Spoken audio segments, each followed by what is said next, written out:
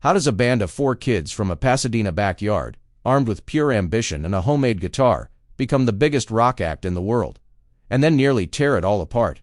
This is the story of Van Halen. It all started with 2 brothers. After moving from the Netherlands to Pasadena, California, in 1962, Eddie and Alex Van Halen aimed their family's musical talent squarely at rock and roll. By 1972, they'd cobbled together a band called Mammoth, becoming local legends on the wild backyard party circuit. Then, in 1974, the classic lineup was forged. They brought in the impossibly charismatic frontman David Lee Roth and powerhouse bassist Michael Anthony, officially becoming Van Halen. Their explosive live shows quickly moved from keg parties to iconic Sunset strip clubs, creating a seismic buzz that caught the ear of Warner Brothers Records. The label signed them in 1977, and less than a year later, their self-titled debut album was unleashed. It was a sonic explosion that would eventually sell over 10 million copies in the US alone, earning it a diamond certification. From 1978 to 1985, Van Halen didn't just climb to the top. They built a whole new summit.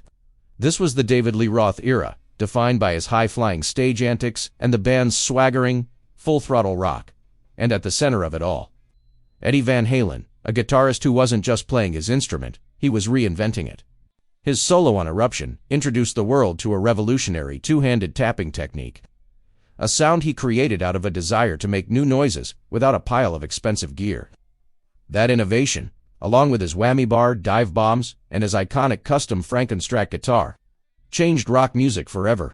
Album after album, Van Halen 2, Fair Warning, Diver Down cemented their place as global superstars. The absolute peak came with 1984. The album featured Eddie on keyboards, a sore spot within the band. But it gave them their first and only #1 single, Jump. 1984 was a monster success, also giving the world timeless classics like Panama and Hot for Teacher. But just as their fame hit its absolute zenith, so did the friction. The clash between Roth's larger-than-life persona and Eddie's relentless focus on musical evolution became a ticking time bomb.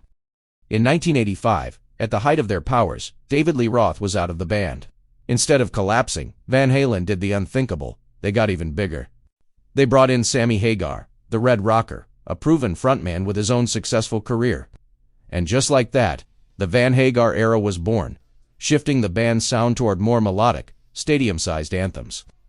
What followed was an unprecedented run of commercial dominance.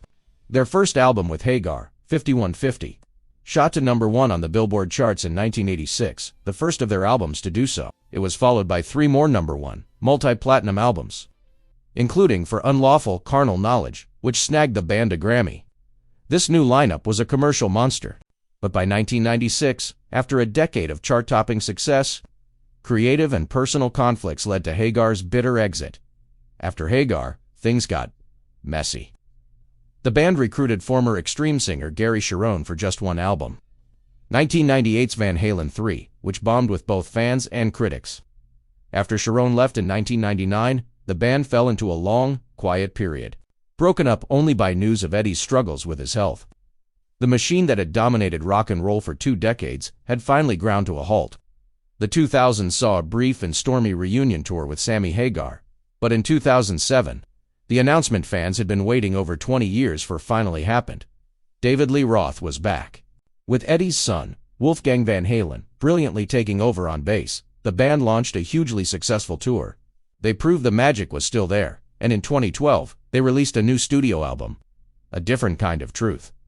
They hit the road again, playing what would be their final show at the Hollywood Bowl on October 4, 2015.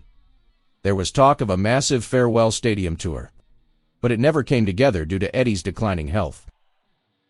On October 6, 2020, the music world was silenced by the news.